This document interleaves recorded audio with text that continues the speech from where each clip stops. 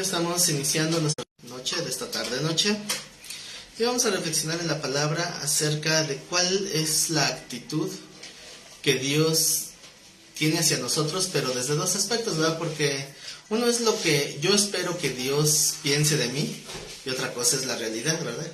¿Qué expectativa tendrá Dios de nosotros? ¿O cuál será su sentir?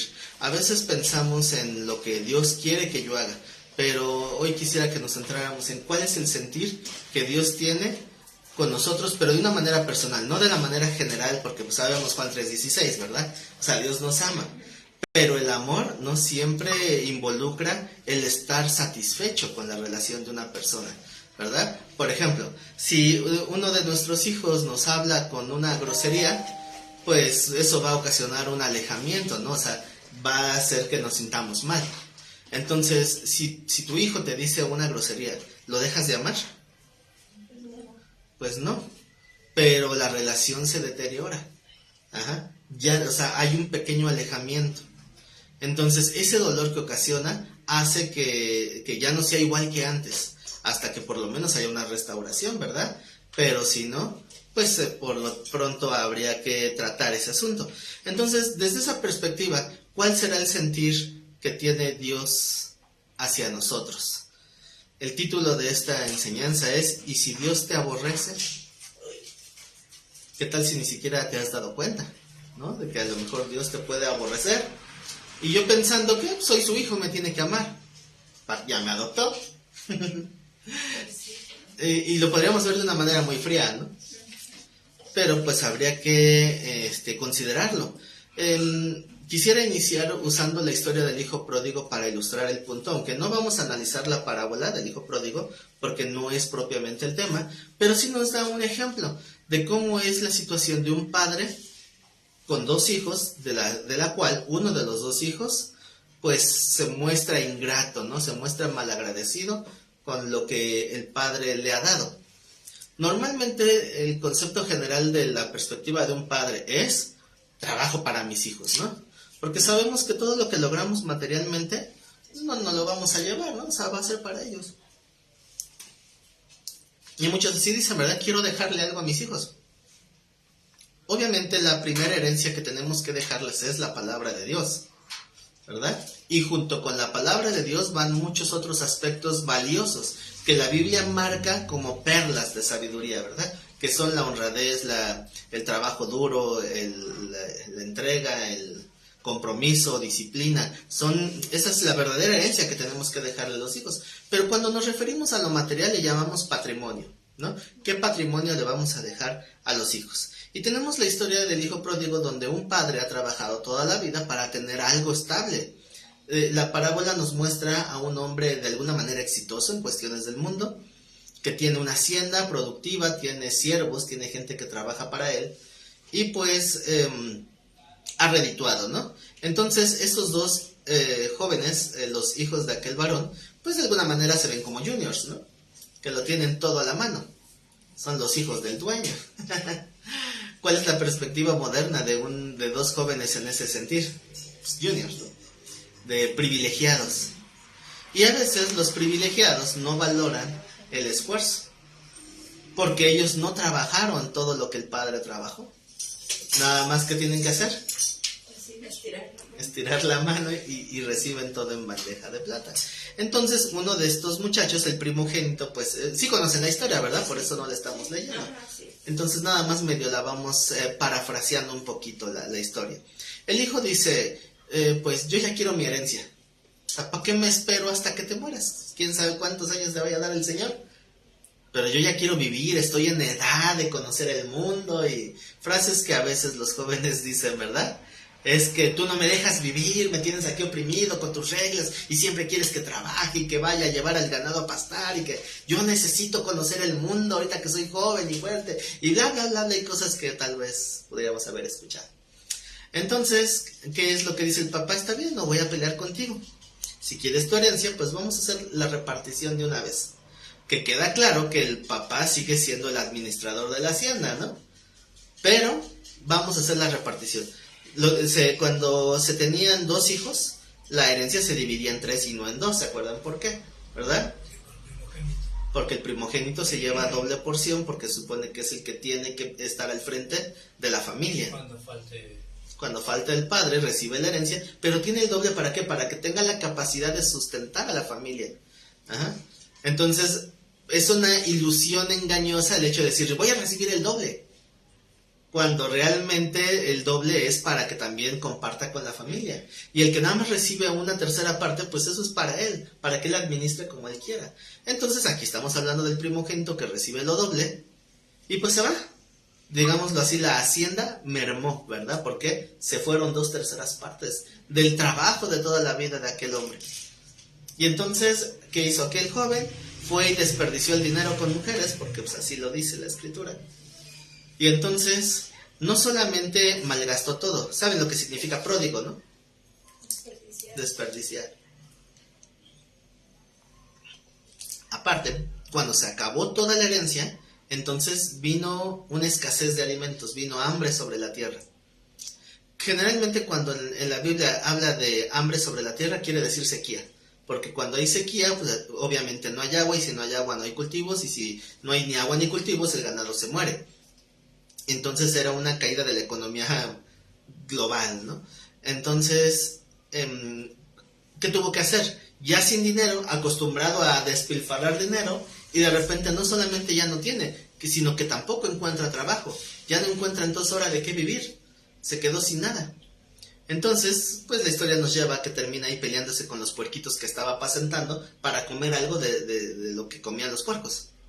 Eran algarrobas. Las algarrobas son como un tipo de hierba que comían los puercos, que le daban a los puercos.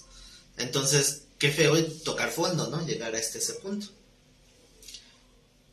Entonces, desde la perspectiva del hermano que se quedó, pues él podría haber visto a su hermano como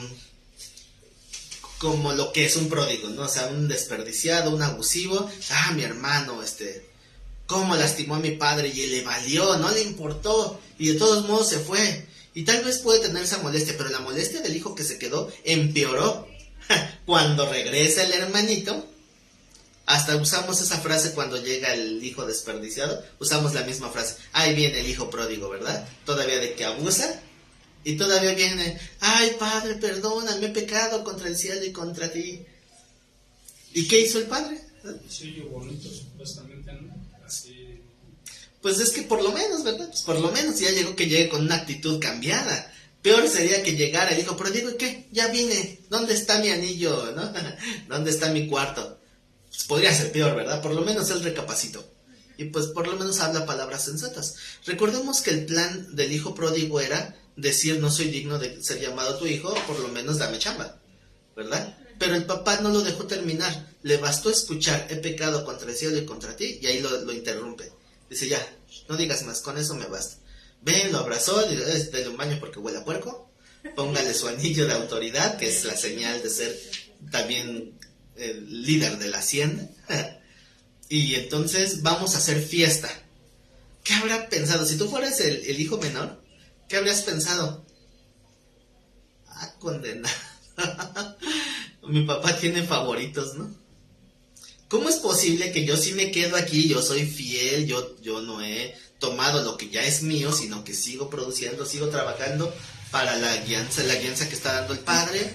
Y de todos modos, el papá dice, no puedes agarrar un borreguito para hacerle una barbacoa a tus amigos, pero llega el otro, y a él sí hasta le hace fiesta y mata al borrego más gordito. Y pues desde la perspectiva del hijo mayor, del hijo menor, el que se quedó, ¿qué habrá pensado acerca de su padre? Pues lo que hizo, ¿no? Que le reclamó. ¿Cómo? Le dio como envidia, ¿no? ¿Envidia? No, pero ¿qué habrá pensado de su padre? Ah, pues que sí tenía favorito. O sea, era el consentido, ¿verdad? Por eso le consentió darle todo. Sí, todavía le da todo. Recibe. Malgasta y le sigue dando. Ajá. Entonces esa perspectiva la llevamos a la relación que tenemos nosotros con nuestro Padre Eterno. Hay niños espirituales que de alguna manera se sienten igual, como que si el Padre tuviera favoritos. Porque luego vemos que, ay, ¿cómo es que el hermano que es bien rebelde y todo eso, y Dios lo bendijo con un carro nuevo? ¿Por qué? Si él es bien rebelde, hijo del diablo. Y decimos, ¿por qué le tiene como consentido? Incluso hay unos que se jactan de eso. ¿Habrán escuchado alguna vez a alguien que dijera, yo soy consentido de Dios? Yo soy el chiqueado del Señor. Y eso no puede ser, hay otra explicación. Pero la cuestión es que a veces no entendemos. Y pareciera esa imagen como de que mi papá tiene favoritos. Mi papá amó más al hijo malo más que a mí. Y entonces nos sentimos menos, ¿no? Entonces vamos a centrar el estudio en Romanos 9:13.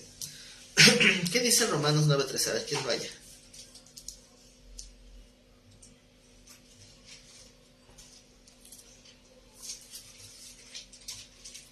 Romanos 9:13.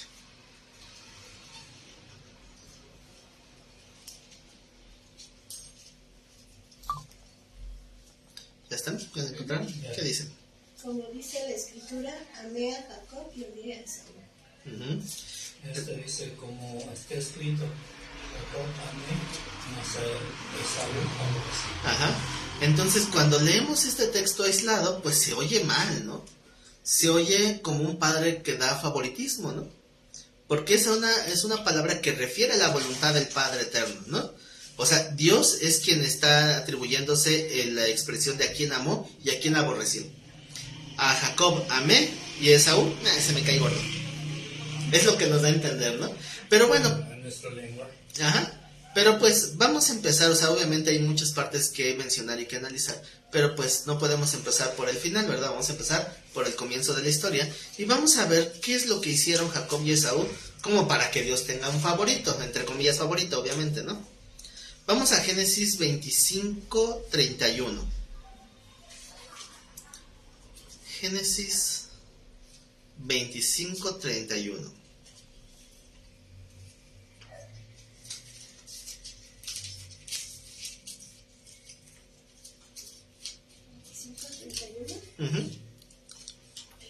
Génesis 25, sí, por favor. Y Jacob respondió, véndeme en este día tu primogenitura. El 32 también. Entonces dijo Esaú, he aquí, yo me voy a morir, ¿para qué pues me servirá la primogenitura? Al hablar de me voy a morir, ¿para qué me servirá la primogenitura? ¿En qué estaba pensando? No es que nada va a disfrutar. No es que estuviera desahuciado, ¿verdad? No es que, ay, me quedan pocos días de vida. No, o sea, está hablando de que algún día será viejo y tendrá que morir. Pero la primogenitura la está viendo desde un punto de vista simplemente social. Es decir, voy a recibir una herencia, yo no soy ambicioso, ¿verdad? ¿Para qué me sirve tener más luego? De todos modos me voy a morir, yo tengo hambre ahorita. Y entonces es donde está poniendo él su mirada. Recordemos que desde que antes de que naciera ya había una pequeña profecía, ¿verdad? Donde decía el Señor que el mayor servirá al menor. Lo cual pues nos deja pensando en una de esas paradojas que a veces entran en la filosofía. ¿Han escuchado esa pregunta filosófica de ¿qué fue primero, el huevo o la gallina? Bueno, algo así aplica aquí. Porque, ¿qué fue primero? ¿Que Dios dijera que el mayor servirá al menor? ¿O que hicieran el trato de las lentejas? El trato de las lentejas fue confirmación de lo que ya había dicho el Señor. Ajá. Pues es que es en la presencia del Señor, ¿no? Ya sabe y nos conoce lo que va a suceder con nosotros. Sí. Entonces, por lo mismo él lo había dicho antes. Entender ese punto o no entenderlo ha creado dos raíces de interpretación muy profundas que hasta la fecha siguen en discrepancia, ¿verdad? Uno terminó siendo calvinismo y otro arminianismo, ¿no? Y es por esa parte de que si Jacob y Esaú hicieron el trato porque Dios lo predestinó, o Dios lo predestinó porque iban a hacer el trato. La segunda. Yo creo también eso, ¿verdad? Que es la segunda. Hacer el trato. Entonces Dios lo avisó antes, no porque Él lo hubiera manejado para que se diera así, sino lo avisó antes para que nosotros sepamos que no se escapó nada del control de Dios y que Él ya sabía lo que iba a hacer y sabía lo que iba a pasar, ¿verdad? Entonces, aquí vemos que hay un trato donde Esaú piensa en la primogenitura solamente como tener posesiones materiales, pero menospreció lo que realmente es la primogenitura de parte de Dios, porque dice la palabra que Dios es el que levanta y hace caer, es el que quita y pone, y no hay autoridad dada si no es de parte de Dios. Y entonces el ser primogénito, que conlleva ser cabeza de una familia, esa es una autoridad dada por Dios, ¿no? Sí. ¿Y qué hizo Esaú en ese sentido? Yo siento que él pensó que faltaba mucho para heredar y que su papá iba a durar mucho tiempo. Hay unos comentarios de algunos teólogos que afirman de que, o suponen, que Esaú simplemente no le dio valor, o sea, al trato, se le va a olvidar. ¿Sabes? El problema es que Dios estaba escuchando. Y ahí es donde viene la gran diferencia, ¿verdad? Porque delante de Dios estaba menospreciando lo que Dios quería darle. Entonces, si Dios hubiera querido simplemente como algo soberano y algo arbitrario, el decidir que Jacob reinara, o sea, que se convirtiera en Israel, entonces, ¿por qué no lo mandó al mundo antes que a Esaú? Y nos quitamos de tantos problemas, ¿no? Pero no, sino que una cosa es lo que Dios puso, ya sabiendo lo que iban a hacer, pero también para tratar con ellos y confrontarlos. Porque también Jacob llevó su penitencia al hacer eso. Sí, obviamente también no es que Dios simplemente le haya dicho, tú si quieres la primogenitura, ahí está. No, también tuvo que tratar con Jacob para transformarlo y de alguna manera ponerlo en un punto de partida digno. No que lo santificara por completo, pero sí lo hizo recapacitar, ¿verdad? Como dijeran en el mundo, le dieron una probada de su propia medicina, ¿verdad? ¿Qué significa Jacob? Usurpador, y el día de su boda que le usurpan a la esposa y que le dan a la que no era. Y entonces es como si Dios le hubiera dicho, ¿qué se siente? ¿Qué se siente que te engañen, no? Entonces, pues ahí es donde viene el recapacitar de Jacob. Además que Dios, pues paso a paso de todo el camino, pues fue tratando con él para irlo moldeando, hasta que se encuentra con el ángel de Dios, y pues ahí empieza esa discusión y lo transforma y le dice, ya no eres Jacob, ahora eres Israel, que es príncipe de Dios o victorioso de Dios, y entonces ya puede estar en una aptitud para ser el nuevo patriarca. Ajá. Pero no fue así de fácil, como que Dios dice, voy a avalar el trato de las lentejas, ¿verdad? Entonces, la primogenitura pues estaba representando esa bendición de Dios, y a Esaú no le importó. Pero vamos al versículo 33, dice, y dijo Jacob, júramelo en este día. O sea, que no sean palabras al aire, ¿no? ¿Saben qué representa cuando un judío dice, júramelo? Poner el nombre de Dios. Obviamente aquí no existían los judíos, pero se entiende que es la raíz de su tradición, ¿no? O sea, el jurar para alguien de su cultura significaba poner a Dios como testigo. Entonces, jurarlo es atestiguarlo delante de Dios, o decir, Dios es mi testigo. Ajá. Eso representaba el juramento. De hecho, por ahí tenemos un texto en la Escritura que dice que el final de toda discusión es el juramento, ¿verdad? ¿Por qué? Porque el juramento es poner a Dios por delante. Ya había un temor de Dios. O sea, la gente antiguamente, hoy ya no se usa con seriedad, antes sí, antes tenían un verdadero temor de Dios. No voy a usarlo a la ligera. ¿Por qué? Porque Dios está siendo el testigo de lo que estoy hablando. Y si yo quiero volver a Dios un falso testigo, Él no se va a contaminar, pero Él sí me puede fundir a mí. Entonces, por eso se tomaba con demasiada seriedad el hecho de poner a Dios como testigo o jurar algo. Por eso en el Antiguo Testamento estaba esa exhortación de que cuidadito cuando jures algo o prometas algo, apresúrate a cumplir tu palabra, no sea que te caiga juicio. Y por eso el Señor Jesús lo lleva todavía más allá. ¿Sabes qué? Mejor no jures, porque no sabes qué será el día de mañana. No tienes el poder para cambiar ni siquiera el color de un cabello. Mejor que tu sí sea un sí, que tu no sea un no. Es decir, que aprendas a ser íntegro, que tu palabra tenga el valor de un juramento, pero no jures, para que no caigas en pecado, no vayas a poner a Dios por testigo de algo y termines siendo evidenciado y pues caiga juicio de Dios, ¿verdad? Entonces, por eso es que el final de toda discusión era el juramento. Si alguien decía, sí, y otro decía, no, sí, no, sí, no, ¿sabes qué? Mira, delante de Dios te lo juro. Ah, no, bueno, entonces te creo. ¿Por qué? Porque si no, Dios se lo va a justiciar. Entonces mejor yo no digo nada, ¿verdad? Entonces por eso era el final de toda discusión del juramento. Entonces, imagínense a Dios siendo testigo de ese trato de las lentejas.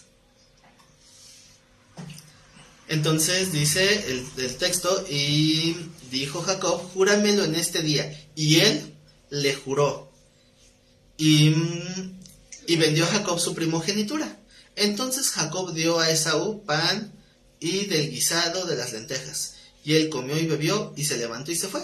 Así que menospreció Esaú la primogenitura. Así menospreció Esaú la primogenitura. Desdeñó. ¿Eh?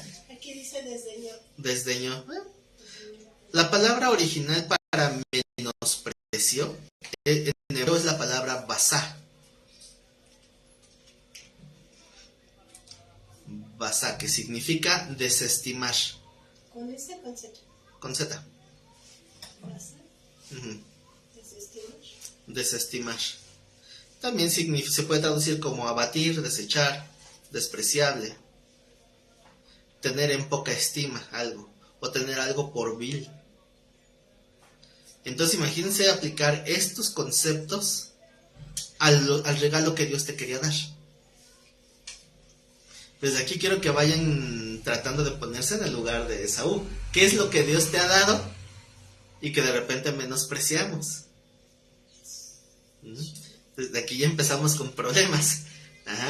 Porque el mayor problema de Esaú ni siquiera fue el haberlo menospreciado, sino el haber jurado por Dios que no quería esa bendición.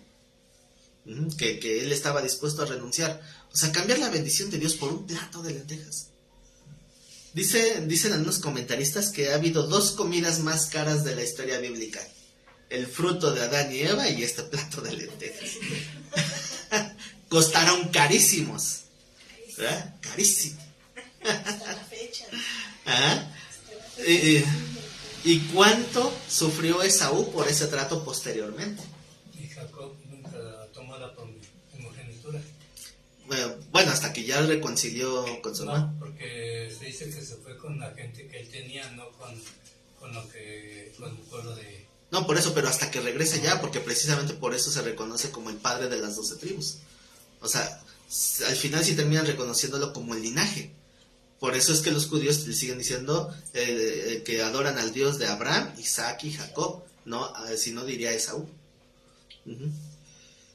Entonces, Pastor, ¿sí? En cierta forma podría ser que así llega a suceder con la gente que menosprecia el llamado, o sea, de que uno les comparte y dicen que no. En cierta forma sí viene a ser eso. Pues sí, menosprecian lo que Dios quiere darles. Hay algo que a mí me conflictúa mucho cuando una persona la veo sufriendo por una necesidad. Le digo, es que yo veo, o sea, internamente lo pienso, ¿no? Yo veo que estás haciendo algo que está en contra de Dios, pero si tú cambiaras, hicieras conforme a la voluntad de Dios, Él promete bendecir, porque esa es la bendición de la obediencia. Entonces, dice la palabra que Dios no oye la oración del pecador, a menos que sea de arrepentimiento.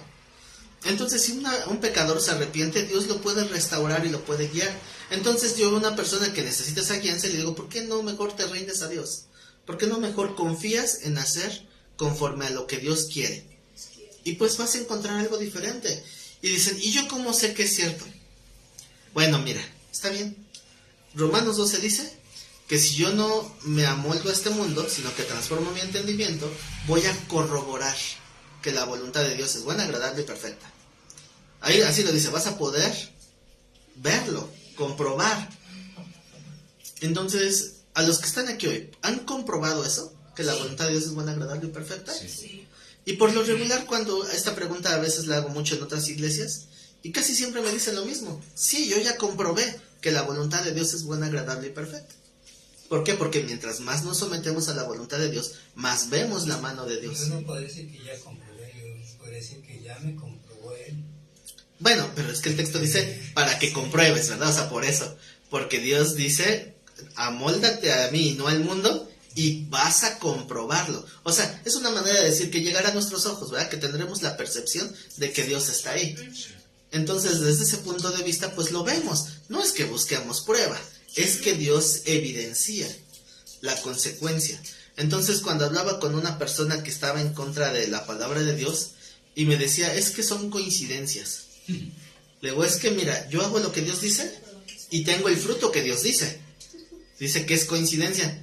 Pues yo quiero vivir de coincidencias entonces. Porque he vivido ya, ¿qué será? 15, 20 años en coincidencias. O sea, ¿qué coincidencia? Siempre que hago lo que la Biblia dice, obtengo el fruto que la Biblia dice. ¡Qué coincidencia! Pero se me hace un pensamiento absurdo. Es un pensamiento evasivo de mi propia responsabilidad, ¿verdad? Pero bueno, así hay gente, ¿no? Que evade de esa manera. Pero esa gente a veces cuando le estábamos confrontando, ¿por qué no mejor te sometes a Dios? Y esa gente dice, no, luego, ora por mí, sí oro por ti, pero ¿por qué no vas, estudia, escucha lo que Dios... Si quieren que tú más conozca, más mal me va a ir. O luego dicen, no tengo tiempo. O sea, quieres que todos estemos orando por ti, quieres que Dios te bendiga, pero tú no tienes tiempo para Dios. Algo no está bien. Como una persona que conocí hace algunos años que quería que se le dieran estudios. Entonces le decía, es que también tiene que congregarse. Pero como una concesión dije, está bien, vamos a tener estudios 2 meses en su casa. Y después de eso se añade la congregación. Fuimos el primer día, hablamos con esta persona y quedamos en reunirnos ahí un día a la semana. A la siguiente vez que fuimos nos dejó colgados, nadie salió a abrir. Y después cuando le hablamos por teléfono, ¿qué pasó? Fuimos, no había nadie. Ay, es que tuve un problema urgente, que no sé qué, que quién sabe. Bueno, está bien, surgen cosas, ¿no? Y a la siguiente semana vamos y nos vuelve a dejar colgados. Y nada. Entonces, no, es que se murió mi abuelita, que no sé qué. Ay, pues sabe estar fuerte la opresión. Hasta que alguien me dice en el celular, mira su Facebook, está en la playa. Publicado ayer a la hora de que supuestamente el culto y estaba en la playita. Sufriendo ahí con una sonrisota de oreja a oreja. Y le digo, ¿dónde estaba? Dice, no, es que el problema, que es que mi familiar, que enfermo y que no sé qué. Y yo, su familiar estaba en la playa. Vivía en la playa, ¿o cómo? Ya después no supo ni qué decir. La verdad es que me da flojera. ¿Sabe qué? No vamos a venir ya. El día que quiera, la iglesia va a estar siempre abierta. Siempre será bienvenida en la iglesia. Pero no vamos a venir aquí. Porque está abusando de la ayuda que se le está ofreciendo. Porque algunos piensan, le voy a hacer el favor al pastor de escucharlo. Esa no es un favor para el pastor. Tampoco es que uno les haga el favor a ellos. Es que es una labor de Dios. Al que están desechando no es a los que van a dirigir la reunión, es a Dios. ¿Verdad? ¿Qué hacemos? Como dice el Señor, me sacudo el calzado y me voy, ¿verdad? Y pues no, realmente no quiso ir, se envileció, su vida terminó peor. Y esa gente es la que me refleja el carácter de Esaú, porque desprecian lo que Dios les quiere dar, la bendición, y lo toman en menos. Entonces Esaú, pues dice la palabra que tomó en poco, y vamos a ver cómo lo califica el escritor de Hebreos. Hebreos 12, 16. Hebreos 12, versículos 16 y 17. 16 y 17. ¿Ya está? Hebreos 12, 16 y 17. Es una advertencia a la iglesia. Recuerden que la carta a los hebreos era por los hebreos que se habían convertido al cristianismo, pero después se volvieron atrás. Entonces dice, no sea que haya algún fornicario o profano como Esaú. Y está calificando Esaú, la palabra que más brinca es profano. ¿Qué significa profano? ¿Que es profana? Dice, profano como Esaú. que por una sola comida vendió su primogenitura. ¿Qué es profanar? ¿Han oído esa palabra cuando se hablan, por ejemplo, de las tumbas egipcias, que dicen profanaron una tumba? Es como violar, ¿no? Uh-huh. Pero ¿qué connotación tiene? ¿Saben cómo le llaman a los cementerios o a las tumbas? No, las criptas son las cajas específicamente, ¿no? Bueno, donde meten, ¿no? No, pero a los cementerios hay una forma de... Camposanto, así les llaman. Porque supuestamente donde alguien se enterró en el nombre de Cristo, se le llama Camposanto. Ajá. Porque Dios supuestamente los ha tomado, o sea, es una ideología, ¿no? El caso es que cuando alguien abre una tumba de una manera descortés, así entre comillas, ¿no? Porque, pero si alguien abre una tumba nada más porque sí, se le llama profanar. ¿Por qué? Porque están alterando, dañando lo santo o lo sagrado. Por eso le dice así a las tumbas. Digo, es para tener un poquito de contexto, porque la palabra profano significa menospreciar o dañar lo santo.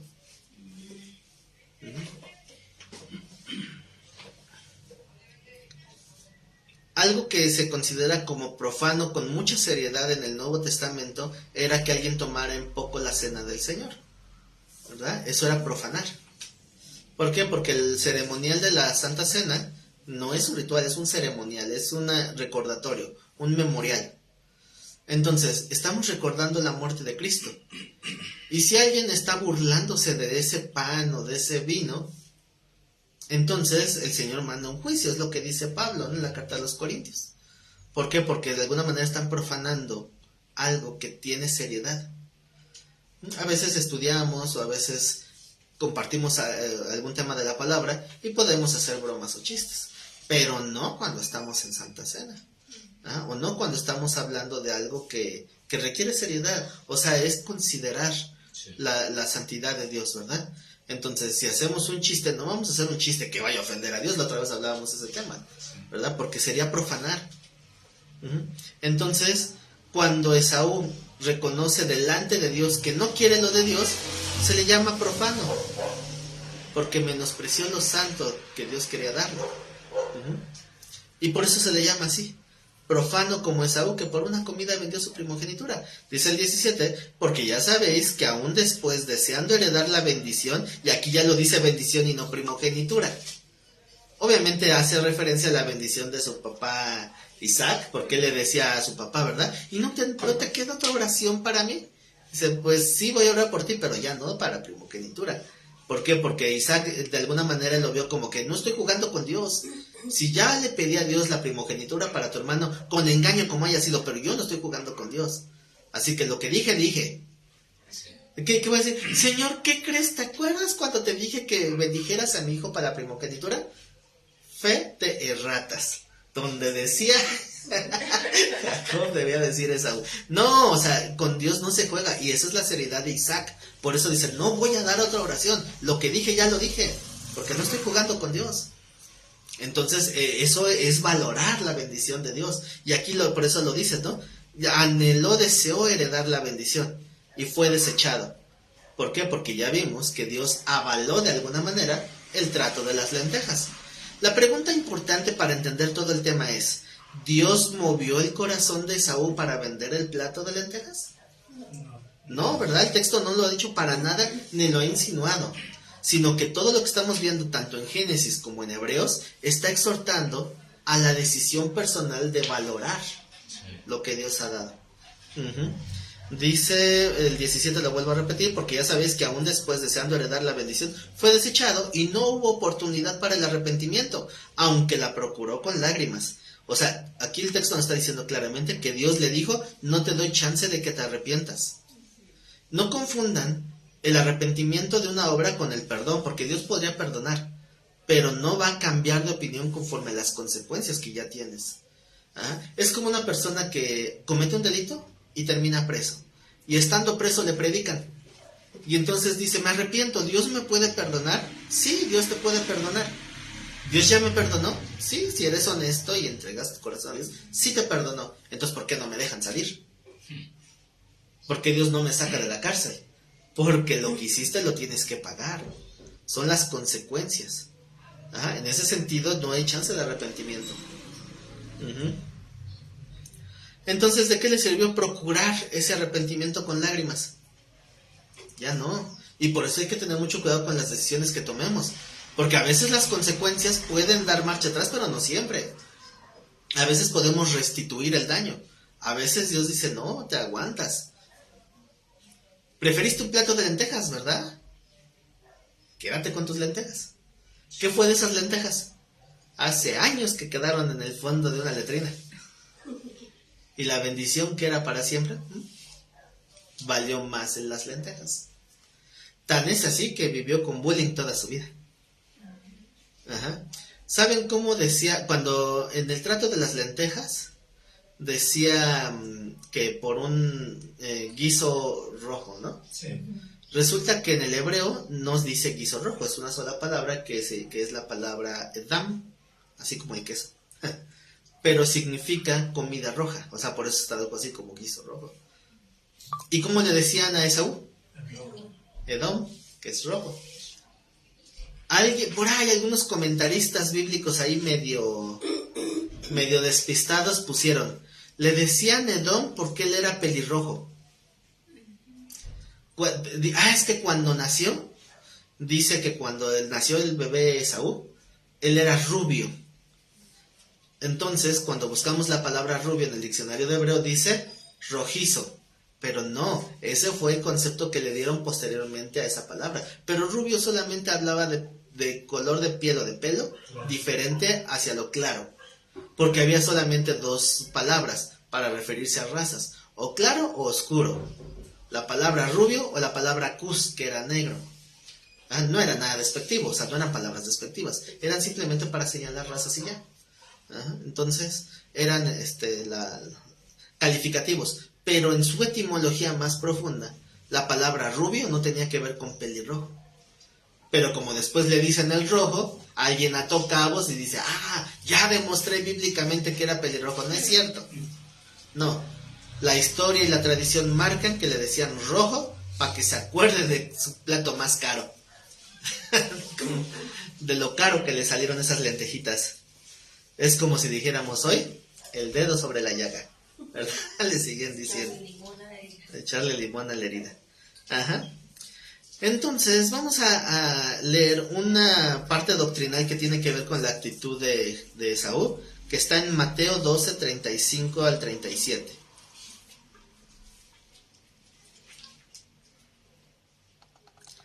Cuando medimos nuestras prioridades, ¿se acuerdan que hemos hablado del asunto de prioridades, no? ¿Cuáles deben ser nuestras prioridades? Cuando ya cumpliste tus compromisos, lo que ya tienes, no sé, cumpliste con el trabajo, cumpliste con tu hogar, cumpliste con todo lo que tenías que cumplir, y te quedó tiempo, tienes 2 horas libres, ¿qué priorizas cuando ya es toda tu elección? Dormir. Bueno, cuando uno está todo ya, puedo descansar un rato, ¿verdad? Pero si tengo ganas de hacer algo, ¿qué hago? Ver el celular, pero me quedo dormido. Se voy a darle una vueltecita al Facebook, ¿no? Voy a ver unos videos, voy a ver TikTok, voy a ver una película, voy a platicar con un amigo. No sé, pueden ser 1000 cosas, pero de alguna manera ahí vas a poder evidenciar lo que hay en tu corazón, ¿verdad? Porque ya es lo que tú deseas, o sea, ya no tienes ¿cómo llamarlo? Algo que te orille o que te force a hacer algo, porque tus obligaciones ya están. Tal vez digamos, hoy no quiero lavar trastes. Si tienes que lavar trastes, tienes que lavar trastes, ¿no? O sea, no estamos hablando de obligación, estamos hablando de tiempo en que yo decido lo que quiero, no lo que necesito, sino lo que quiero. Y entonces empieza a mostrar lo que hay en tu corazón. Cuando estás platicando con un amigo, ¿de qué tema platicas? ¿De fútbol?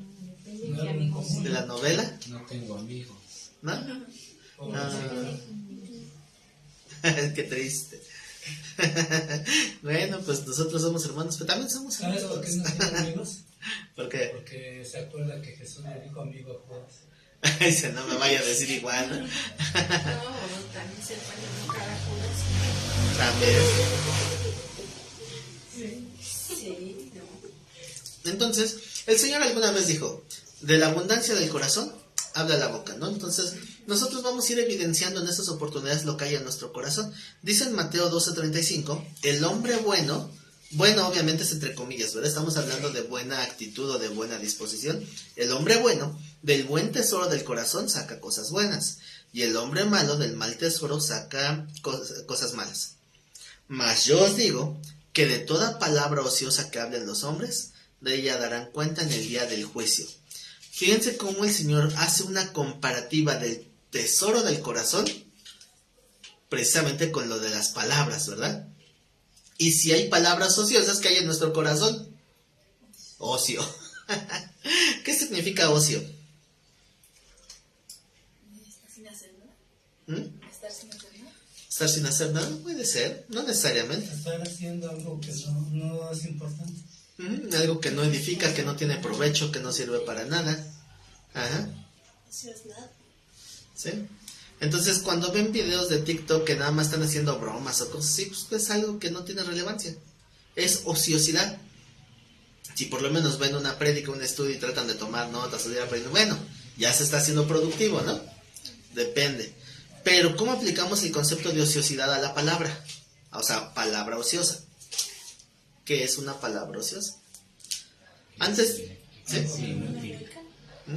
Una palabra hueca. Una palabra hueca. Sí, entonces la palabra que se usa aquí como ocioso, o sea, la palabra ociosa, o sea, el diccionario en griego usa la palabra argos. Esta palabra se divide en su etimología de dos palabras raíces. El privativo a, que es como una partícula del griego.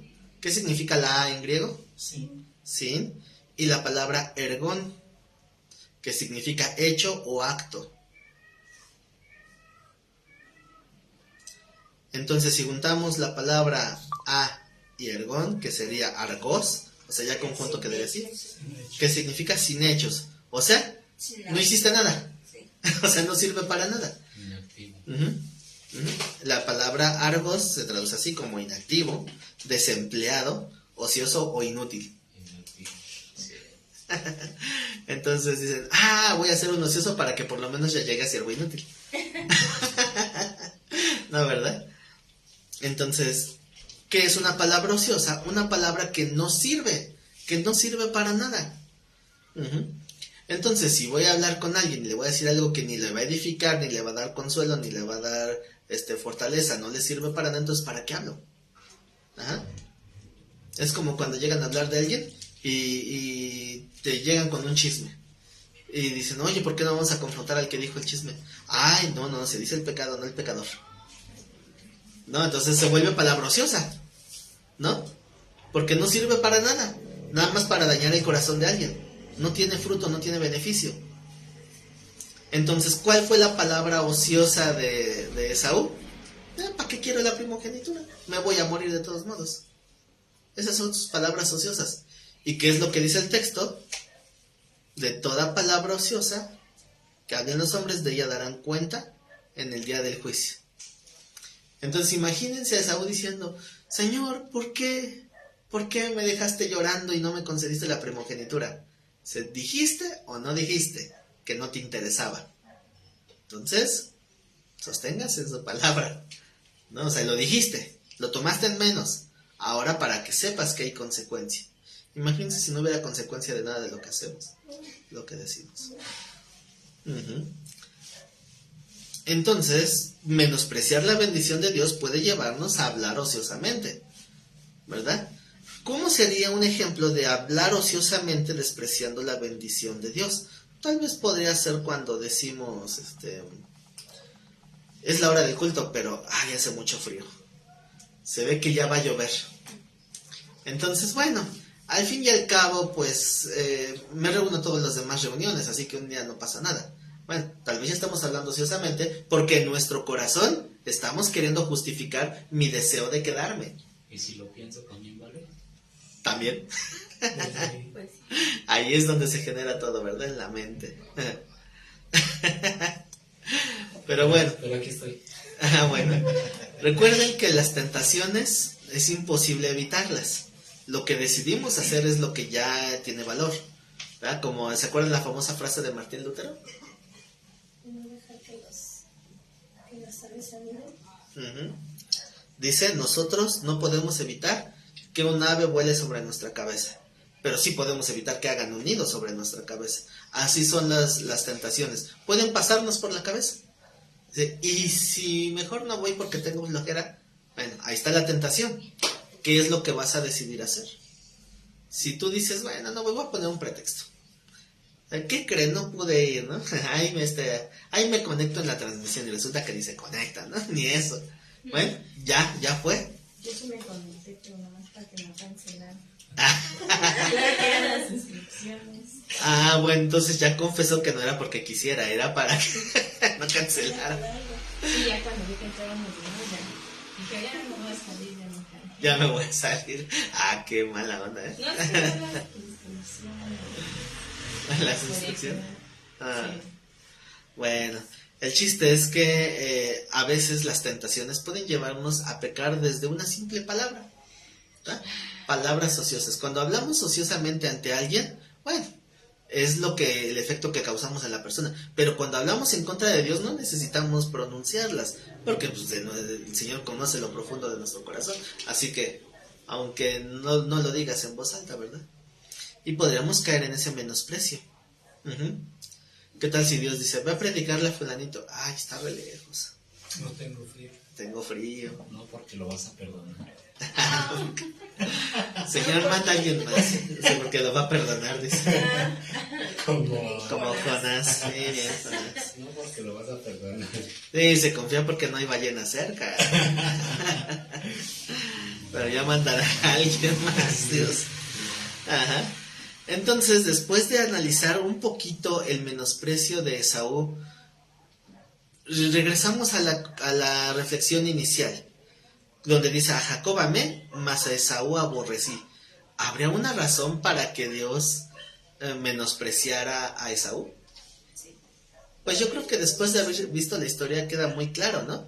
Ahora, la palabra que se usa en la versión Reina Valera es aborrecí. Esa palabra en griego es la palabra miseo. Esa palabra, pues su traducción directa, miseo. Esa palabra directamente sí significa lo que generalmente escuchamos, que es odiar a alguien. Por eso otra traducción dice así, ¿verdad? Odiar, o lo que entendemos como aborrecer, o sea, esa es la palabra, tal cual. No, a eso voy. O sea, literalmente sí significa odiar, pero el uso de la palabra dentro de la cultura cambia, porque es un hebraísmo, es decir, es una expresión propia de su cultura, donde la palabra realmente significa amar menos. Ajá, porque ellos lo entienden como detestar, y detestar no implica odiar, detestar implica jerarquizar mi amor. O sea, amo a alguien, pero amo a alguien menos, o a alguien más. Priorizar, ¿no? Ajá, es priorizar la cercanía o el afecto que tengo hacia alguien. Ajá, es como, por ejemplo, si tienes un hijo y tienes un perro, ¿a quién amas más? Depende de quién me preguntes. Ya, exactamente. Bueno. Depende de la conducta. Bueno, yo conozco a alguien que dice que mientras más conoce a los cristianos, más ama a su perro. Ajá. Bueno, Sí, ya lo ¿verdad? Entonces, bueno, ya cada quien sabrá, ¿verdad? Pero es que cada quien va a priorizar a quien ama más, ¿verdad? Entonces, una pregunta que puede ser difícil para algunos si no lo tienen claro en su corazón es, una persona casada, con hijos, ¿a quién ama más? ¿A la pareja o a los hijos? Depende de qué pareja sea. Hay que responder. Depende como... Depende de cómo hayas aprendido las escrituras. No, es que sí, como dijeron, sí depende, ¿no? Más que nada, ya con el tiempo aprendiendo uno, ¿no? Yo, por decirlo, mi mamá nos enseñaba. Nos decía lo clásico de los hijos, ¿no? Es que prefieres más a uno que al otro. Uh-huh. Y nos decía mi mamá, decía, vean mi mano, vean mis dedos, no todos son iguales, ¿sí? Pero todos me sirven, Uh-huh. ¿sí? Entonces, a todos los ocupo. Decía mi mamá, lo mismo, ustedes son iguales, son diferentes, ¿sí? Pero a todos los amo por igual. ¿Sí? Es que nosotros tenemos la idea, y los judíos también la tenían, y de hecho la siguen teniendo, que el amar de diferente forma también habla de una jerarquización de amor. Ajá. Porque cómo se ama a un miembro de la familia es diferente a cómo se ama a otro miembro de la familia. Ajá. Entonces, ¿cuál es el mandamiento más trascendente que tiene que ver con el prójimo? Mandamiento de Dios hacia el prójimo, que la Biblia lo marca como superior a los demás. No me refiero al general de amar al prójimo como uno mismo, no, un mandamiento específico de amar a un prójimo en particular. Al enemigo. No, aparte, otro más todavía, más alto, más importante, muy trascendente. No, al prójimo, no a Dios. ¿Cómo? Exacto, honra a tu padre y a tu madre, porque es el primer mandamiento con promesa y está escrito en la primera tabla de la ley, que es la que tiene que ver con Dios, por esa priorización, ¿verdad? Porque, ¿se acuerdan cuando el Señor marca esa priorización? Cuando dice que los fariseos le reclamaban que por qué rompía las tradiciones de los ancianos. Y dice, ¿y por qué ustedes quebrantan el mandamiento con sus tradiciones? Y les da un ejemplo, porque ustedes dicen, si llega alguien con un dinerito para su ofrenda, pero él tiene que ayudar a sus padres, le dicen, no ayudes a tu padre, dalo porque primero es el corbán, ¿no? La ofrenda al Señor. Y dice el Señor, no, primero son tus padres antes que tu ofrenda. O sea, prioriza, ¿verdad? Entonces, ahora, si Dios pone el mandamiento de honrar a los padres muy arriba que honrar a cualquier otro prójimo, entonces, ¿a quién tenemos que amar más que los padres? A Dios, ¿verdad? Porque Dios está antes. Entonces, ese tipo de priorizaciones. ¿Por qué? Porque amamos más a unos que a otros por la forma en que nos relacionamos. Ahora, la pregunta que les hice es, ¿a quién debemos de amar más? ¿A la pareja o a los hijos? Si yo digo que amo más a la pareja, entonces damos por entendido que ya no amo tanto a mis hijos. Pero no es eso. Es el orden que Dios puso. Es que es un amor diferente, ¿no? Sí, pero es dar el favor. O sea, amor en el sentido práctico de la palabra es a quién le voy a dar preferencia. O sea, en el sentido práctico es ese. La prioridad. Ajá. Entonces, si se trata de agradar a mis hijos y desagradar a mi pareja, no, tengo que primero ser el respaldo de mi pareja antes que de mis hijos. Uh-huh. Y cuando se trata de los padres y la pareja, porque eso se da mucho. Uh-huh. Cuando se trata de entre los padres y la pareja, primero es la pareja porque ya son uno. Exacto. Pero los padres siguen teniendo la preeminencia y por eso hay que ser bien sabios para marcar la línea divisora. Y por eso cuando hay un matrimonio, lo primero que el Señor dice es, dejará el hombre a su padre y a su madre y se unirá a su mujer. No, métete con tu suegra. Porque ese es el error más común. Porque siempre va a haber pleito y casi siempre lo interpretan como que ¿a quién amas más? Es que ¿A tu pareja o a tu mamá? Conociste es madre que pareja. Ajá. Pero Dios dice que primero es tu pareja. Por eso es dejar. Dejar no significa abandonar. Dejar significa salir de ese esquema de liderazgo. O sea, ya no estoy sometido a la voluntad de los padres. Estamos en un equipo, porque es un equipo el matrimonio, para trabajar en un hogar nuevo. Para liderar un hogar cuando Dios nos mande hijos. Ajá, entonces, así que hay que estructurar el matrimonio como esa cabeza que Dios quiere, para que cuando lleguen los hijos se puedan guiar de la manera correcta. Y si está la suegra de alguno ahí metiendo su cuchara, entonces ya no es el equipo familiar papá, mamá, es papá, mamá y suegra. Y ahí siempre va a haber pleito, siempre, eso es indudable, siempre va a haber algún problema, porque los dos quieren liderar. Pero bueno, no quiero cambiarme de tema. Ese no es el tema, ¿verdad? Mejor nos regresamos al punto principal. Vamos a entrar en conflictos. Por eso siempre, bueno, nada más como último, ya, el último, nada más para dejarlo bien en claro. Que no hable de eso. Ay, tolérenme un poco de locura, dijera Pablo.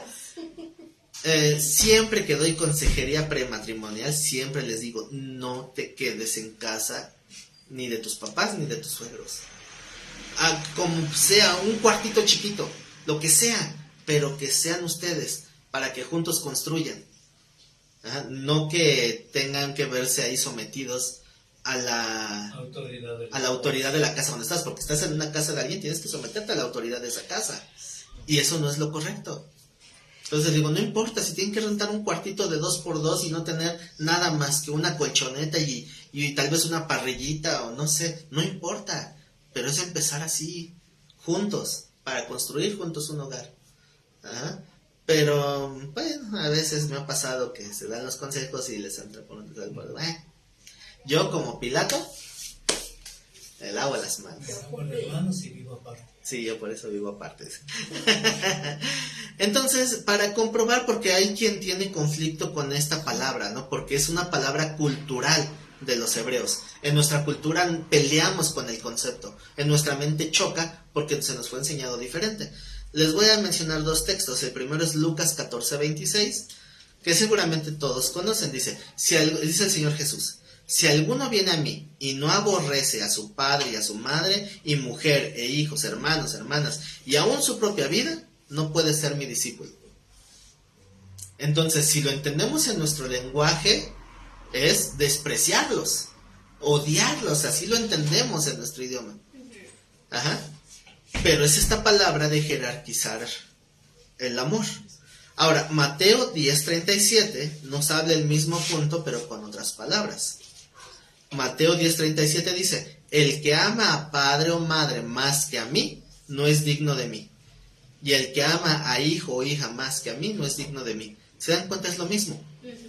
Pero ya tiene otra expresión que nos queda más clara. Ajá. Entonces, ¿quiere decir que no vamos a amar a nuestros padres? Claro que no dice eso. Tenemos que amar a nuestros padres, pero tenemos que amar más la palabra de Dios. Ponerla por encima de lo que digan los papás o la pareja, los hijos, lo que sea. Entonces, eso es lo que Dios se refiere cuando habla de amar a Jacob y amar menos a Esaú. ¿Por qué? Porque Esaú me despreció. Entonces, la pregunta que les hacía hace rato: entonces, ¿Dios tendrá alguna razón para menospreciar o amar menos a Esaú? Pues ya vimos la historia, ¿no? Y yo creo que queda evidenciado que Dios no propició la historia. La historia fue narrada al libre albedrío de los participantes de la historia, Jacob y Esaú. ¿Estamos de acuerdo con eso? Pero ¿qué pasaría si no supiéramos la historia? O sea, ¿qué pasaría si nos enteramos de que Esaú nació primero, Jacob nació después, y Dios dijo: el mayor servirá al menor? Y cuando Jacob hizo una tranza para robarse la primogenitura, Dios lo respaldó, porque él mismo dice: a Jacob amé y a Esaú lo quise menos. Pero no conocemos la historia. ¿Qué pensaríamos? Que es autoritario. Es tolerante. Que es intolerante, más bien, ¿no? Sí. Sí, autoritario. Que es autoritario, que es arbitrario, o sea, simplemente porque se le ocurrió. Y eso nos haría un choque con la personalidad de Dios. O sea, ¿por qué Dios es así? Ahora, ojo, es una pequeña raíz de la perspectiva calvinista. La soberanía Porque de Dios. la soberanía de Dios impositiva. Sí. Uno de los puntos del calvinismo es la gracia irresistible. Quiere decir que si Dios quiere que te salves, aunque no quieras, te va a salvar. Y si Dios quiere que tú no te salves, aunque quieras, Dios no te va a salvar. Pero ¿cuál es la justificación del calvinista? Si Dios quiere que alguien no se salve, no lo va a dejar querer salvarse. Eso choca con mi concepto de que entonces, ¿para qué predicar? ¿Para qué el Señor revela: pongo delante de ti el bien y el mal, la vida y la muerte? Así lo dice, ¿no? Pongo delante de ti dos opciones y dice: escoge. ¿No sería una trampa? Pero es que Dios endureció el corazón del faraón. Y precisamente es lo que dice el texto que vamos a ver ahorita. Y quiero aclararlo. Pero precisamente lo vemos como si fuera algo arbitrario. Sí. Ahora, en Romanos 9:14, que es donde habla de Jacob y Esaú, precisamente ahí es donde nos habla desde una perspectiva de no entender el por qué Dios hace algo.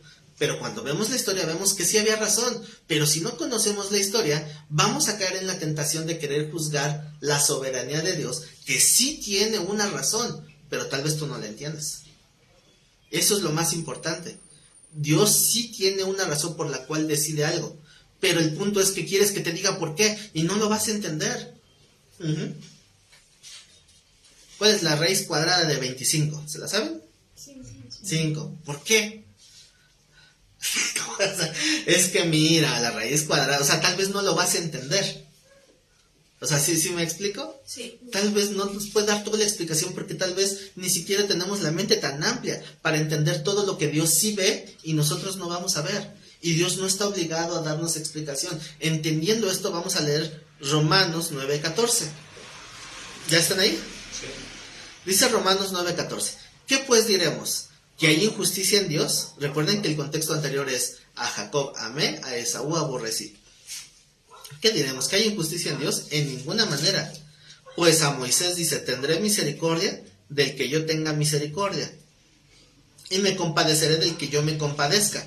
Cuando leemos esto, también la doctrina calvinista sí lo marca. Aquí está diciendo que Dios va a hacer lo que Él decida. No importa que tú decidas otra cosa. Pero ya leímos la historia, ¿verdad? Que también es parte de la revelación de Dios. Entonces, dice: me compadeceré del que yo me compadezca. No está diciendo que es arbitrario, está diciendo que aunque tú no le entiendas, yo lo voy a hacer así. Es que yo siento que Esaú debería de tener la primogenitura. Tú sientes lo que quieras, Dios no te va a dar explicación. O sea, Dios va a hacer lo que Él decidió, porque Él sabe por qué. Eso que me acordara de los memes.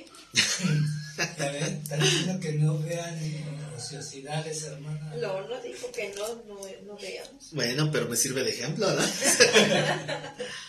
Bueno, dice el 16. Así que no depende del que quiere ni del que corre. Es decir, hablando en sentido de mérito, ¿no? No es de méritos, no es de que te lo ganes, sino de Dios que tiene misericordia. Porque al final de cuentas, los que son salvos, ¿se ganan la salvación? Es imposible. Si fuera posible, no viene Cristo a la cruz. Si fuera posible alcanzar la salvación por obras, no habría cruz. El Señor hubiera dicho: aquí está la ley, sálvese quien pueda. O sea, se puede decir que aquí en este aspecto de Jacob no es porque Jacob lo buscara, sino simplemente, sí, Jacob fue la iniciativa en cierta forma de Jacob, sí, de buscarlo. Uh-huh. Pero Sí. por misericordia de Dios se la concedió. Sí, porque al final de cuentas hace unos días hablábamos. ¿Cuál es el parámetro de Dios para elegir a alguien? ¿Se acuerdan? Corazón contrito. Uh-huh. ¿Es aptitud o actitud? Ah, No, acuérdense bien. Actitud. Actitud, actitud. no aptitud, porque aptos no somos aptos. Dios nos vuelve aptos. Para lo que sea que nos llame, Dios nos va a hacer aptos. Pero Él ve el anhelo del corazón, no porque yo lo esté suponiendo, porque Él mismo lo reveló, porque Él dice claramente que Él resiste al soberbio y da gracia al humilde. Entonces, ¿qué es lo que nosotros no vemos? Y Dios sí vio, que cuando Jacob hizo el trato de las lentejas, anhelaba honestamente la primogenitura que el otro despreció. Eso es lo que Dios ve, y nosotros no lo vemos. Entonces, por eso Dios no tiene por qué detenerte a decir: no, es que espérate, no me juzgues. O sea, Dios obviamente nos dice eso, ¿no? Pero es como si te dijera: no me juzgues, déjame te explico. Mira, es que yo veo que en el corazón de Jacob no te va a decir nada, y no tiene por qué. Por eso se limita a decir: tengo misericordia de quien yo tenga misericordia, me compadezco del que yo quiera compadecerme. Y no busques los méritos, porque no es del que corre, no es del que quiere, es de quien yo tengo misericordia, porque sus parámetros son otros. ¿Sí va quedando más claro? Se puede decir que en ese momento del trato, Esaú quedó advertido. Sí. Esaú quedó advertido porque él mismo hubiera dicho: no, ¿cómo crees? Sí, porque cuando le dijo Jacob: júramelo por Dios, júramelo, él hubiera dicho: no, lo sabes que mejor déjale, doy otra pensadita. Exacto. Mejor me quedo con hambre un día y no menospreciar lo que Dios tiene para mí toda la vida. Pero no, lo juró por Dios en una palabra ociosa con la cual dio cuentas. Ajá. Entonces dice el 17: porque la Escritura dice a Faraón, y aquí nos pone el siguiente ejemplo: para esto te he levantado, para mostrar en ti mi poder y para que mi nombre sea anunciado por toda la tierra, de manera que de quien quiere tiene misericordia, y al que quiere endurecer, endurece. Porque ya sabemos que Dios endureció a Faraón, ¿verdad? Dice: pero me dirás, ¿por qué pues sin culpa? O sea, ¿qué estamos haciendo? El que pregunte esto, ¿por qué Dios sin culpa? Está diciendo que Dios inculpó a Faraón. ¿Sí se dan cuenta? O sea, quien preguntara esto es porque piensa, su razonamiento es: Dios está inculpando a Faraón, porque él es el que lo endureció, ¿sí o no? Sí. Dice, porque ¿quién ha resistido a su voluntad? O sea, ¿quién puede hacer algo si Dios no lo quiere o si Dios no lo permite? Nadie puede resistir a su voluntad, así que me está inculpando. Esta pequeña pregunta, ¿quién ha resistido a su voluntad? Es un razonamiento hipotético. ¿Verdad? ¿Por qué? Porque Dios permite que resistamos a su voluntad. O sea, cuando vemos un crimen, un homicidio, ¿Dios lo quería? No, pero Dios lo permite, es la voluntad permisiva de Dios. Entonces aquí, si pasó es porque Dios lo quiso, porque ¿quién puede resistir a su voluntad? Puede resistir a su voluntad quien Dios permite que resista a su voluntad. Porque normalmente Dios no nos trata como a Jonás. Porque a Jonás ahí sí no le dio chance. Te dije que vas y vas. Sí. Porque tenía que tratar con él. Pero generalmente nosotros tenemos la decisión de aceptar o rechazar. Si estamos aquí hoy es porque decidimos.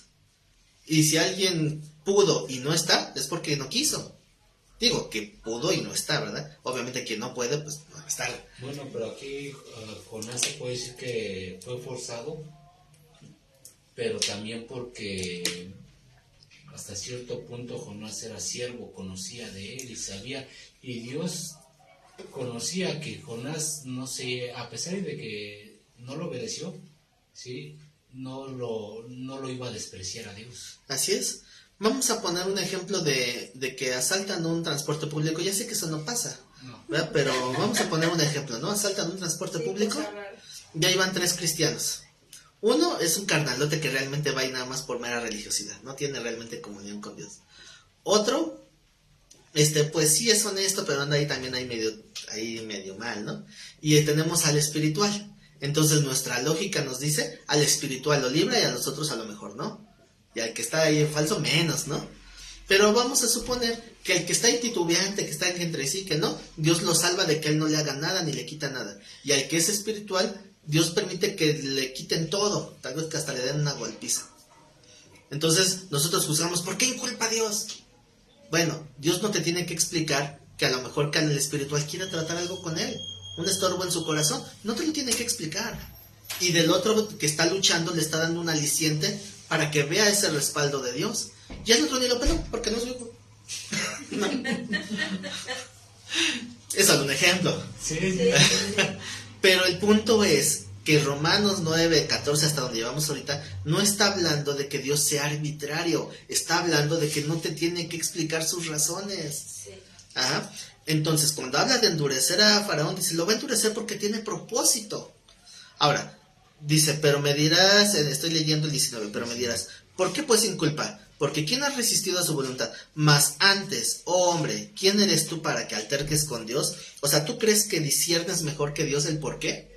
O sea, ¿crees que si Dios hace algo que te parece inapropiado, tú le puedes decir que se equivocó a Dios? ¿Saben quién sí lo hizo? No, porque Job todavía se aprendió a callar, pero otro sí le dijo, te equivocaste, Dios. ¿El que salvó al rey? ¿Cuál? Saúl. ¿Eh? Saúl. ¿Saúl?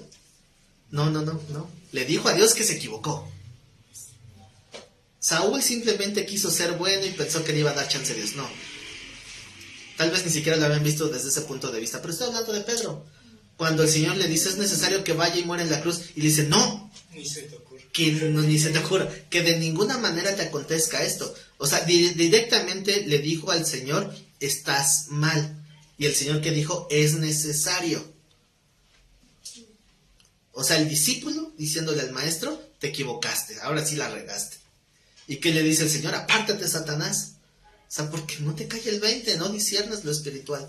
Tienes los ojos en lo carnal nada más, en lo terrenal.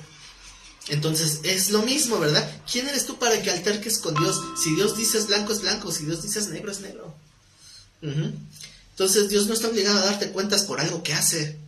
Pero tenemos que considerar que Dios sí tiene una razón que nosotros no vemos. Dice el texto, dirá el vaso de barro al que lo formó, ¿por qué me has hecho así? ¿Cuántos ven el espejo y dicen, ¿por qué me hiciste así? ¿Por qué no me... ¿Por qué no me hiciste así, rubio, de ojo azul? Atlético, así el Señor, pues tú. Que no te cuidas. Que no te cuidas, ¿no? Obviamente hablamos de por qué Dios me permitió tener la vida que tengo, ¿no? Cuando otros perversos tienen una mejor vida, no sé. O sea, tú no le puedes decir al alfarero, el vaso no le dice al alfarero, ¿por qué me hiciste así? Pues él sabrá. Es su voluntad de él, ¿no? Sí. Dice el 21. ¿O no tiene potestad el alfarero sobre el barro para hacer de la misma masa un vaso de honra y otro de deshonra? ¿Y qué? Si Dios, queriendo mostrar su ira y hacer notorio su poder, soportó con mucha paciencia los vasos de ira preparados para destrucción. Recuerden que el ejemplo anterior fue Faraón, ¿verdad? Así que así como vimos en la historia de Jacob y Esaú, vimos como testigos lo que pasó, vamos a ver el mismo testimonio, pero ahora de Faraón, bueno, no de Faraón, sino sobre Faraón, ¿verdad? Éxodo 4:21.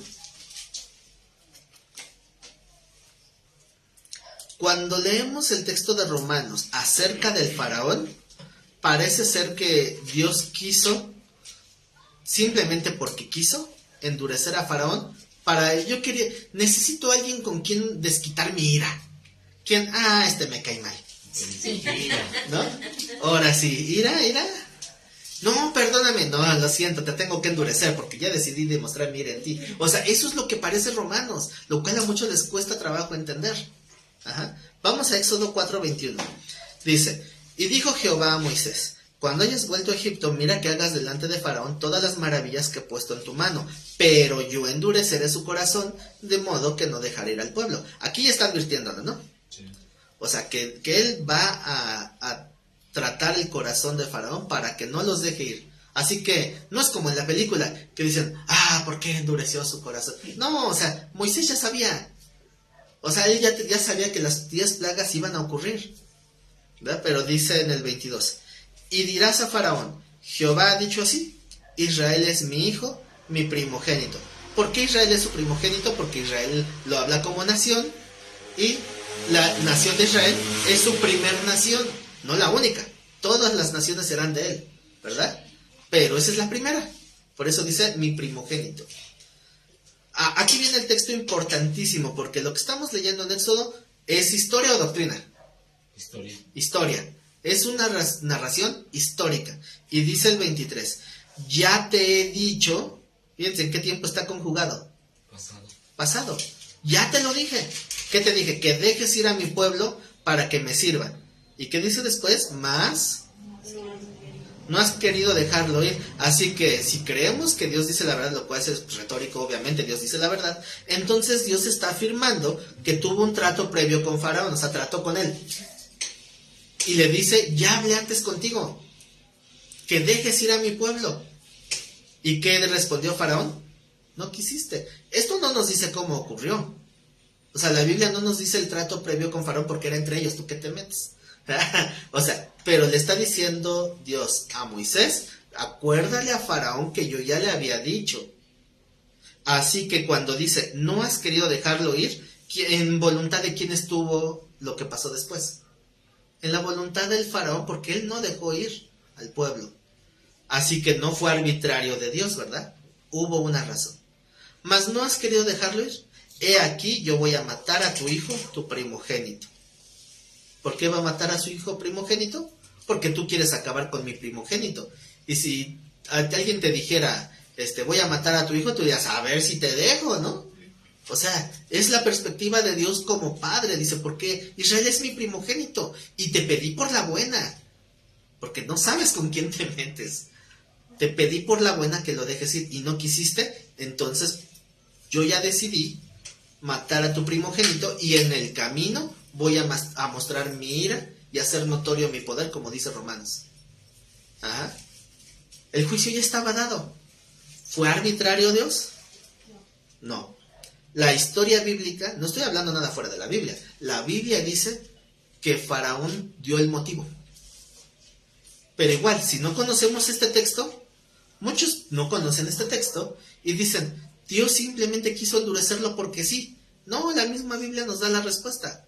Lo endureció porque ya estaba dictando un juicio sobre él. Entonces, cuando Dios decide hacer algo, sea lo que sea que Él decida hacer, significa que hay una razón. ¿tú crees que su razón es buena o es mala? Siempre va a ser bueno. Pues obviamente siempre va a ser buena. Y si tú piensas que tú tienes una mejor opción, ¿qué te diría Dios? Se reiría de mí. Ahí sí hablaría como con Job, ¿verdad? A ver, háblame si tienes entendimiento. A ver, dime dónde estabas tú cuando puse el orden del universo como para que sepas qué es lo correcto. Las Pléyades. Así que, Como cuando decía que te aconsejo que escojas lo bueno. O sea, le está dando la opción de que haga lo que quiera. sí, Pero él pero, le dice, te aconsejo. pero cuando nosotros no discernimos y Dios toma el control de una situación que a nosotros no nos parece la correcta, ese es el punto. Yo discierno mal, ¿por qué? Porque yo discierno que debería hacer algo. Yo discierno que Dios, si me quiere, me va a dar $1,000,000. Y Dios dice, no, el día que te dé $1,000,000 no te vuelvo a ver en la iglesia. Pudiera ser, ¿no? Entonces tú puedes juzgar que lo correcto es eso. Tal vez dices, es que Dios, yo considero que lo correcto es que honres mi fidelidad, así dicen algunos. Honra mi fidelidad, porque yo he sido fiel, dándome la sanidad que tanto te he pedido. El Señor dice, no, yo sé por qué, tú no sabes por qué. Ahora, ¿tú vas a altercar con Dios? ¿Tú le vas a decir al alfarero, ¿por qué me hiciste así? Porque me pintaste una florecita. ¿Por qué me pintaste florecitas si yo soy bien rudo? Entonces, cuando vemos estos ejemplos de Faraón que fue totalmente juzgado y ejecutado, por decirlo de alguna manera, y vemos el ejemplo de Esaú, el cual fue amado menos, pero fue amado porque también le dio la bendición de un linaje grande, ¿verdad? O sea, también fue padre de naciones, pero fuera del propósito de Dios porque él menospreció. Así que, entonces, ¿podríamos nosotros en algún momento sentirnos así? Como que Dios no me quiere. Dios quiere más al vecino que a mí. Sí. Y entonces, si Esaú ocasionó un dolor en el corazón de Dios para que hubiera ese alejamiento, ¿será que nosotros hemos ocasionado lo mismo? Y que por esa razón a veces Dios nos aborrezca. Sí. Porque ya entendimos que no es odiar. Es que a lo mejor te está apartando. ¿Por qué? Pues preocúpate porque a lo mejor el problema eres tú. O más bien dicho, es retórica. El problema eres tú. El problema no es Dios. Confirmado.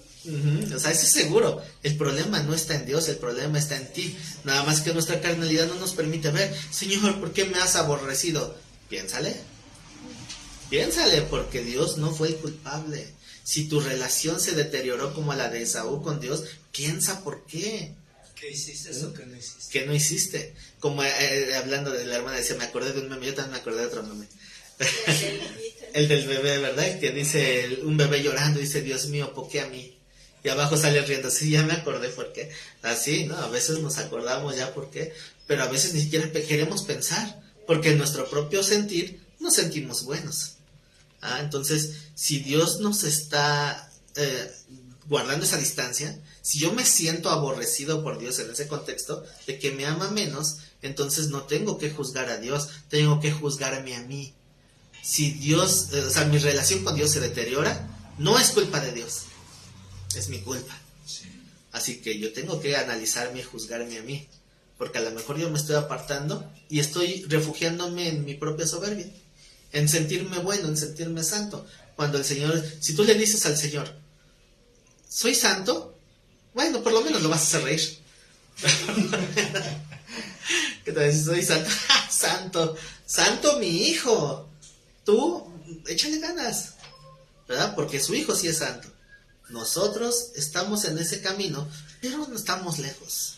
Pero fuimos santificados. Somos santificados porque nos puso en ese lugar. Ahora nos toca a nosotros recorrer ese camino. Por gracia. Sí, por gracia. Y otros, ¿por qué no son santos? Pues por desgracia.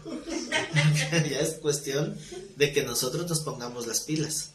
Así que Dios, si somos hijos de Dios, Él no nos desecha, porque somos ya sus hijos. Pero sí podemos deteriorar la relación. Sí. Así que es lo que tenemos que juzgar, considerar. ¿Por qué me siento a veces aborrecido de Dios? Yo creo que si alguien dice que jamás lo ha sentido, sería muy difícil. Todos en algún momento hemos sentido ese alejamiento. Le llamamos enfriamiento espiritual. Es lo mismo. ¿Por qué? Porque a lo mejor siento que Dios me está guardando distancia. No es Dios. ¿verdad?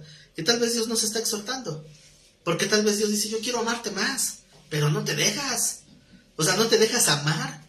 Es como el que tiene a su perrito y el perrito lo muerde.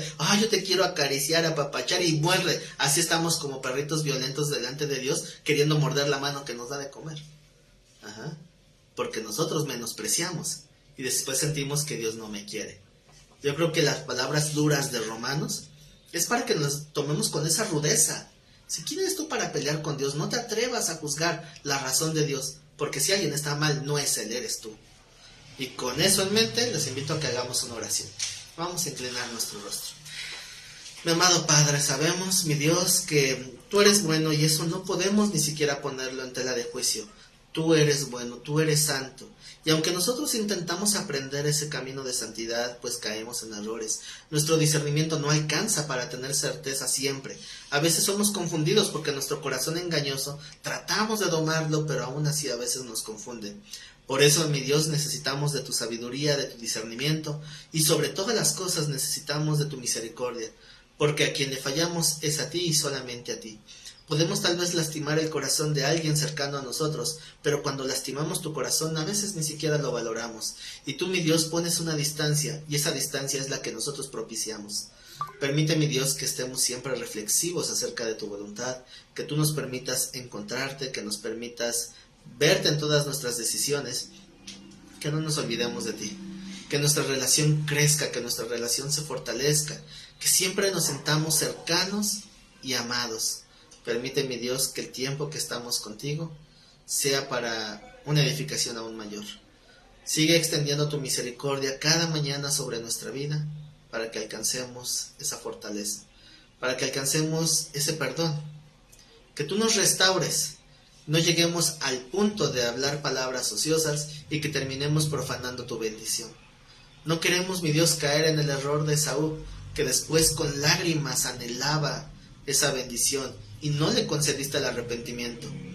Hoy, mi Dios, tú has mostrado que eres misericordioso con nosotros en gran manera, y sigues extendiendo esa misericordia de tal forma que nos sigues recibiendo. Permítenos, mi Dios, aprender de esta palabra para no ser menospreciados, para no menospreciar tus bendiciones, y para que valoremos todo lo que tú nos quieres dar día con día, todas las bendiciones que nos has dado, la bendición de tener un hogar, la bendición de tener vestimenta, la bendición de tener una Biblia impresa, la bendición de tener familia, la bendición de todo lo que tú pones en nuestra mano. Que no menospreciemos tu bendición, que siempre seamos agradecidos y que te glorifiquemos con todo lo que tú pones en nuestra mano. Que nuestra relación con tu Espíritu Santo sea más cercana, más fuerte. Señor, perdónanos. Perdónanos por a veces ser como esos hijos ingratos que no valoramos todo lo que ya nos diste. Permítenos, mi Dios, glorificarte en lugar de quejarnos y levantarnos siempre confiando en que aunque nuestro discernimiento falle, tu discernimiento no falla. Y lo que tú decidas sobre nuestra vida lo aceptaremos, sabiendo que tú tienes pensamientos de bien y no de mal. Fortalécenos, mi Dios, y ayúdanos a enfrentar lo que tú permitas para ser cada vez más llevados a la imagen del varón perfecto, a la imagen de lo que es verdaderamente ser tu hijo, porque eso deseamos, mi Dios, vivir como tus hijos. Te lo pedimos en el bendito nombre de mi Señor Jesucristo. Amén. Y bueno, con esto terminamos esta reflexión. No sé por qué ahora aquí en la transmisión no me marcó si alguien se conectó, ¿no? No supe si alguien se conectó. Porque a veces me marca ahí cuántos se conectan, ahorita no marco nada. No sé si alguien vio la transmisión. Sí. Pero, bueno, doy las gracias a quien siga la transmisión. Si ven la repetición, recuerden compartirla, recuerden dejar un like. Y pues, primeramente Dios, seguiremos transmitiendo las clases del día sábado a las 2 de la tarde. Y ahí los estaremos esperando. Gracias.